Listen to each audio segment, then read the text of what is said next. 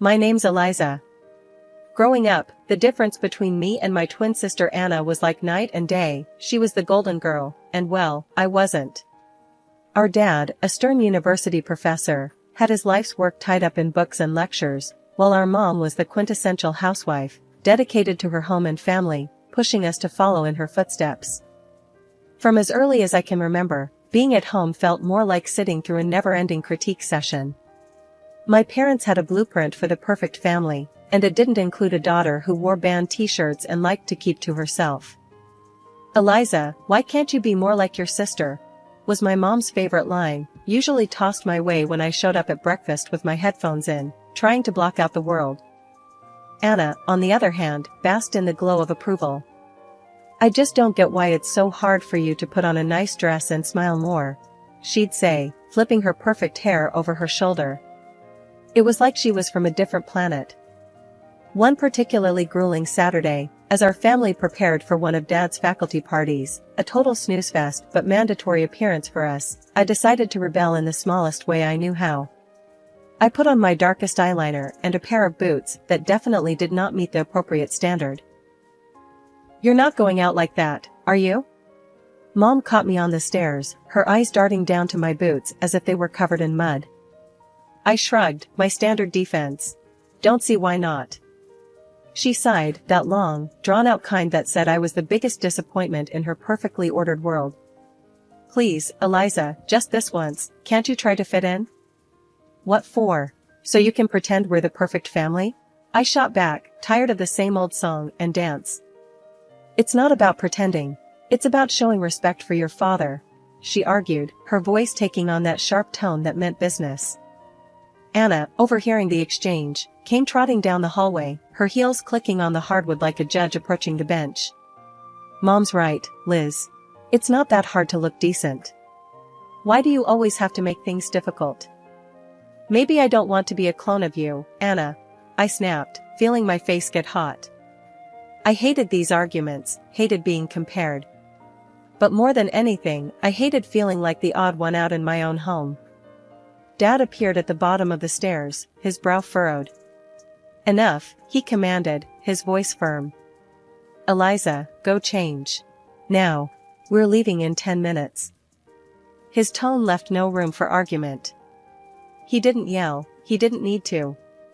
The disappointment in his eyes was enough to send me marching back to my room to swap my boots for bland flats and wipe away half my eyeliner.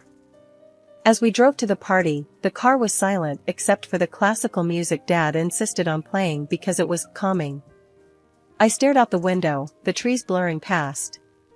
In that moment, I promised myself, someday I'd live a life where no one could tell me what to wear, how to act, or who to be. Someday, I'd be free from the echo of these expectations. My room was the only corner of the house where I could pretend I was somewhere else, anywhere else. Unlike the rest of the house, which was filled with my parents' choices, my room was mine.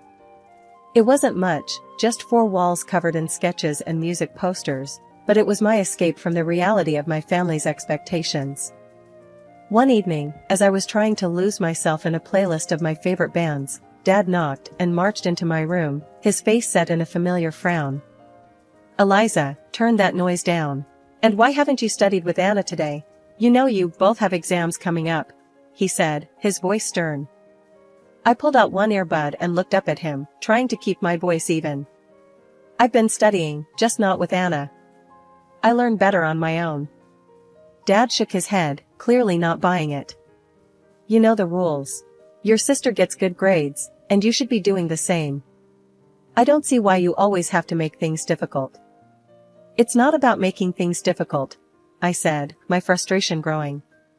"I just don't see why I have to follow Anna's way of doing everything. Can't I have my own way of studying?" He didn't respond to that, just switched his complaint. "And those friends of yours, I saw you with them at the cafe yesterday.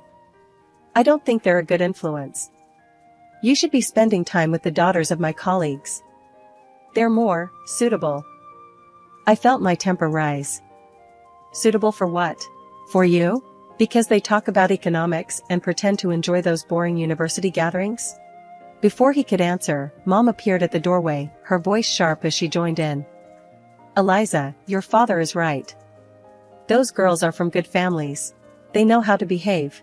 They're the kind of friends you should want. I stood up, facing both of them. What if I don't want friends who are picked for me?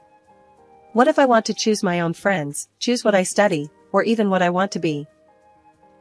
That's enough, Eliza, Mom said, her tone final. You know your future is with the university. Your father has made sure of that. And after you graduate, you'll need to start thinking about settling down. We've already discussed this. Settling down. The words hung in the air like a life sentence. You mean, start thinking about being someone's wife? Like Anna? Is that all you think I'm meant for? Mom's face softened slightly, but her voice remained firm. We want what's best for you. Following the path we've set out will give you a good life. A good life, I repeated, the irony bitter in my mouth. Is it a good life if it's someone else's idea of good? No one answered that. They didn't need to. We all knew there was no point in arguing. They had their plans, and they expected me to fall in line, just like Anna. Anna and I were like two sides of the same coin, always together, but never on the same page. At university, where Dad taught, the differences between us grew even more obvious. She was into business management, the golden child, always nodding along in lectures, asking smart questions that made professors nod appreciatively. Me? I was stuck in the same program, but it felt like wearing a shoe on the wrong foot, awkward, uncomfortable, and just plain wrong. One afternoon, as I trudged through a mountain of textbooks in the library, Anna breezed in, her notes organized, her smile ready. Hey, Liz, you coming to the study group tonight? Professor Hall mentioned he's dropping by, could be good for us to show face, she said, her tone light but insistent. I glanced up, feeling the weight of her expectations. Nah, I don't think so. Those things aren't really my scene, you know? She frowned, placing her books down with a thud that matched her disapproval. It's not about it being your scene, Liz. It's about making the right impressions. You need to start taking this seriously. We're graduating soon. I shrugged, turning back to my notes. I am taking it seriously, just not in a way that makes me miserable. Why bother pretending? Because, Liz, sometimes you have to play the game to get ahead. You think I like all of this? She gestured around at her perfectly tabbed textbooks and color-coded notes. It's not about liking, it's about doing what's necessary. I shook my head, pushing back my chair with a scrape. Well, maybe I'm tired of doing what's necessary according to everyone else. Did you ever think of that? Her voice softened, but her eyes were steel. Liz, I'm just trying to look out for you. Dad's not going to be around to sort things out forever. What are you going to do if you keep alienating everyone? Maybe I'll figure it out on my own. Maybe I don't need to follow Dad's roadmap or yours. I shot back, feeling a surge of defiance. Anna sighed, her frustration clear. You're so stubborn. Just try, okay? For me, if not for yourself. Show up tonight, talk to Professor Hall. It won't kill you. I looked at her, really looked at her, and saw not just my annoyingly perfect sister, but someone who actually cared, in her own way. Fine, I'll think about it, I conceded, not ready to promise more. Thank you, she said, her smile returning. It's not that bad, you know. You might even like it if you gave it a chance. Doubt it, I muttered, but I knew I'd lost this round. For Anna, I'd show up, sit through another boring discussion, and nod at the right times. It was just a few hours, I told myself. How bad could it be?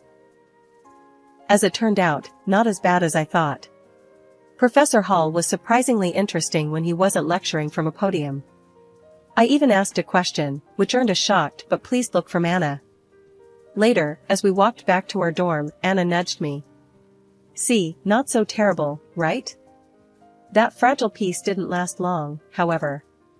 In our last year, Anna introduced us to her fiancé, a lawyer 10 years her senior, already well established and exactly what our parents dreamed of.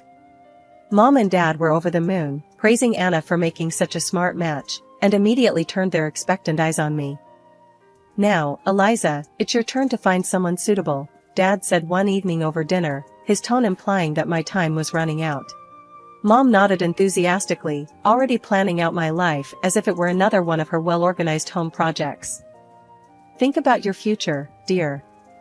Someone who can provide for you, who has a good standing. I remember staring at my plate, feeling the walls close in. Anna's wedding was meticulously planned down to the last detail by Mom, from the bridesmaids' dresses to the floral arrangements, showcasing her perfect vision of family prestige. After the wedding, Mom often visited Anna, doling out advice and ensuring her life played out just as she had orchestrated. Witnessing this, I knew one thing for certain: I didn't want my life tailored by someone else's hands. One day, I was walking down the street, lost in thoughts of how to escape the life my parents envisioned for me, when I heard the deep rumble of a motorcycle approaching. Curiosity pulled me toward the sound. That's when I saw him, Jake, with his leather jacket and carefree smile, pulling up beside me. "You look like you need a ride," he called over the roar of the engine, a playful twinkle in his eyes. I hesitated, glancing back towards the path home, then at his outstretched hand. What did I have to lose? "Sure, why not?" I replied, my voice a mix of nerves and excitement. Climbing onto the back of his bike, I felt a rush of adrenaline as we sped away. The wind whipped through my hair, and for the first time in a long time, I laughed, genuinely laughed. Jake shouted something about showing me his world, and I held on tighter, not wanting this moment to end. We stopped at a diner frequented by bikers. Over burgers and fries, Jake told me about his life as a welder, his passion for bikes, and his love for the open road. It was so different from anything I was used to, raw and real. "Don't you get scared, living like this?" I asked, my voice barely above the clatter of plates and chatter around us. "Scared? Nah, it's thrilling. You never know what's around the corner. Isn't that better than having everything planned out for you?" he replied, his eyes lighting up with each word. Over the next few weeks, we met secretly. Each ride on Jake's motorcycle pulled me further from the life I was supposed to live and closer to the life I wanted. The speed, the adventure, it wasn't just about the thrill. It was about feeling alive, feeling free. One evening, as we watched the sunset from a secluded overlook, Jake turned to me. "Eliza, I don't just ride to escape. I ride to feel alive, to make every moment count. With you, every moment feels like it's worth something." I leaned into him, my heart beating fast. "I've never felt like this before. You make me feel free, Jake." He smiled, pulling me closer. "Then let's not go back to just existing. Let's live." 6 months with Jake felt like a lifetime of moments I'd always dreamed of. The day he proposed, under the stars with the gentle rumble of his bike in the background, my heart screamed a yes, before my mouth could form the word. It was perfect, except for one looming hurdle: my parents. I wrestled with the fear of introducing Jake to them. He was everything they disapproved of: his rough edges, his wild spirit, his simple yet content life as a welder. But love bolstered my courage, and I decided it was time they knew. The day I brought Jake home, he was clad in his usual, a leather vest, black t-shirt, ripped jeans, and a bandana. I loved that about him: he was unapologetically himself. We walked up the driveway, and I could already feel the weight of my parents' judgment. As we stepped inside, Mom's face went pale at the sight of Jake, her eyes widening in shock. "What in the world, Eliza?" she gasped, her voice barely a whisper. Dad's reaction was harsher, his words sharp as knives. "Who is this, and why is he dressed like a thug in our house?" I took a deep breath, steadying my nerves. "Mom, Dad, this is Jake. He's the man I love. We're getting married." Their silence was deafening. Then, Dad turned to Jake, his tone laced with disdain. "Married? What do you do for a living, young man? What are your qualifications?" Jake, bless him, didn't waver. "I'm a welder. I took some specialized courses after high school. I work hard, and I make an honest living." The look on my parents' faces was a mix of horror and disbelief. Mom looked like she might faint. "A welder? Eliza, you can't be serious." Dad's voice rose, anger flaring. You expect us to give our blessing to this? To throw away your future for a welder? I felt my resolve harden. Yes, because he makes me happy. Isn't that what should matter? But the life you'll lead, Mom started, her voice tremulous. Will be the life I choose, I shot back, my own voice gaining strength. Dad shook his head, his decision clear. We cannot and will not support this. If you choose him, don't expect to be a part of this family. The finality in his tone broke my heart, but not my decision. Jake squeezed my hand, giving me the strength to face them. Then I choose Jake. I choose us. I choose my happiness. Mom's eyes filled with tears, and Dad's jaw clenched tight. If you walk out with him, don't bother coming back, Dad said, his voice cold. Walking away from my parents' house with Jake, my heart was a mess of emotions, pain, relief, excitement, and fear all mixed into one. The night air felt different, like each breath I took was a step further into a new life. We rode in silence for a while, the only sound the steady roar of the motorcycle beneath us. When we finally stopped at a small diner on the outskirts of town, Jake turned to me, his face serious. You sure about this, Eliza? I mean, really sure? There's no going back after tonight, he said, his eyes searching mine for any hint of doubt. I nodded, squeezing his hand tightly. I've never been more sure of anything. Being with you, this feels right. It feels like what I'm supposed to do. He smiled, that reckless, charming smile that had won me over the first day we met. All right, then. Let's do it. Let's start our life together. Inside the diner, we found a quiet booth in the corner. The waitress brought over 2 coffees without asking, and we sat there, planning our next steps. So, what's first? I asked, stirring cream into my coffee, watching it swirl and blend. We'll need to find a place to stay, at least for a while. Then, maybe look for jobs. I have some buddies who can help us get started, Jake replied, his tone practical, but optimistic. It's going to be tough, isn't it? I said, more a statement than a question. The reality of what we were doing was beginning to sink in. Jake reached across the table, his hand covering mine. It might be, but we'll handle it together. Tough is nothing new for either of us, right? I couldn't help but laugh, a short, sharp burst of genuine amusement. Right. Together. We spent hours in that diner, talking and planning. Every so often, Jake would throw out an idea that sounded so wild, so free, that it made my heart jump. And maybe one day, we'll save enough to take that road trip across the country, just you, me, and the open road. I'd like that, I said, allowing myself to dream bigger than I had ever dared. Riding back into the city, we began our search. The next weeks were a blur of activity. We found a small apartment on the edge of town, nothing fancy, but it was ours. Jake found work at a local garage, and I picked up shifts at a nearby diner. Life was hard, but it was ours. We made do with what we had, and every night when we came home to each other, it felt like we had everything. Months later, we decided it was time to make it official and got married in a small, intimate ceremony. I held on to a sliver of hope that my family would show up, that they would see how happy I was and let go of their prejudices. But the chairs reserved for them remained empty, and no congratulatory messages came. Despite the sting of their absence, the day was perfect because it was ours. Over time, I grew incredibly close to Jake's mom. She welcomed me with open arms, calling me her daughter, filling in the gaps left by my own family. Her warmth and acceptance healed some of the wounds left by my parents' rejection.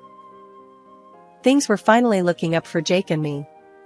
After he completed additional diving training and became a certified underwater welder, his income shot up to $150,000 a year. That change made a world of difference. We managed to buy a townhouse in a nice area, the kind of place I'd always daydreamed about but never thought I'd actually live in. I started working as a dispatcher in Jake's company. It wasn't just a job, it felt like I was part of something important, supporting the man I loved and building our future together. On weekends, we'd escape the city on his bike, roaring through winding roads and taking in breathtaking views of nature. Those moments, with the wind in my hair and his warmth against my back, were pure bliss. Living nearby, my mother-in-law became a frequent visitor. One such afternoon, while Jake was tinkering in the garage and I was fixing us some coffee, she arrived looking a bit troubled. "There's been some ugly news," she said as she settled down at the kitchen table. "Something about a professor at the university involved in a harassment scandal." My heart skipped a beat. "Oh? Did they say who it was?" I tried to keep my voice steady, dreading the answer. She shook her head. "No, they didn't mention a name on the radio, but you know how these things go. It's probably all over the TV by now." Nodding, I flicked on the television, tuning into the news. Sure enough, there was a report on the scandal, and as I had feared, my father's face appeared on the screen. The anchor detailed accusations against him, and I felt a cold wave of disbelief wash over me. Turning off the TV, I sat down heavily, trying to process the news. Jake came in, wiping his hands on a rag, and saw my face. "What's wrong, babe?" he asked, his brow furrowed in concern. I swallowed hard, my voice barely a whisper. "It's my dad. He's been accused of harassing a student." Jake's expression hardened for a moment before he came over and took my hand. "I'm sorry, Eliza. That's tough news. How do you want to handle this?" I shook my head, not really sure of anything at the moment. "I don't know. I mean, what can I even do? It's not like we're close anymore." He squeezed my hand, understanding. "Whatever you need, I'm here for you. We don't have to figure it all out right now." I decided to wait and see how things unfolded before making any moves. Whatever decision I made, I knew I'd have Jake by my side, and that was the reassurance I needed to face whatever came next. Life had been peaceful until that unexpected afternoon at work, when a familiar car pulled into the parking lot. I hadn't seen my parents in a long while, and the sight of them stirred up a mix of emotions I thought I had put to rest. Both of them looked dramatically changed. The scandal had taken its toll. Mom had lost a lot of weight and looked years older, while Dad appeared broken, a shadow of the stern man he once was. My mother spotted me and rushed over, arms open as if nothing had happened, as if years of distance and disapproval could be bridged in an instant. But I couldn't embrace her, not now. Instead, I stepped back and took Jake's hand, looking for strength in his presence. "Eliza, it was so hard to find you," Mom said, her voice cracking with emotion. Dad, ever the gruff one, cut to the chase, his voice harsh and bitter. "I was accused unfairly, you know. I went to your sister's husband for help, but that bloodsucker wanted a fortune. Your sister sided with him, and now they've kicked us out. We need your help." I stared at them, disbelief and anger swirling inside me. "Help? After all these years, you show up and demand help?" "We have nowhere else to go." Mom's voice was desperate. "They've disowned us too. We thought, maybe we could stay with you." I almost laughed at the absurdity. "Stay with me? After you disowned me? You made it clear I wasn't your daughter anymore." Dad's face turned red, his old temper flaring up. "You owe us, Eliza, after all we've done for you." "That's where you're wrong," I interrupted, feeling Jake squeeze my hand in support. "I don't owe you anything. You threw me out because I chose my happiness over your demands. And now you want what? To just move in and pretend like we're a family?" The situation was spiraling, and I could see people watching, a crowd beginning to form. Mom started to cry, her sobs loud and attracting even more attention. "You're being ungrateful, after everything we've done for you," she accused through her tears. I took a deep breath, my decision clear. "No, Mom. I'm not ungrateful. I'm free. And happy. You made your choices, and now you have to live with them." As we walked away, I heard my dad yelling, but Jake leaned over and quietly told the security team, "Don't let them come here again." The following months flew by, filled with love and peace. We welcomed a son, a new beginning in our growing family. My parents never came back. That day in the parking lot was the last I saw of them, and while part of me grieved for what could have been, I knew I had made the right choice for me and for my family.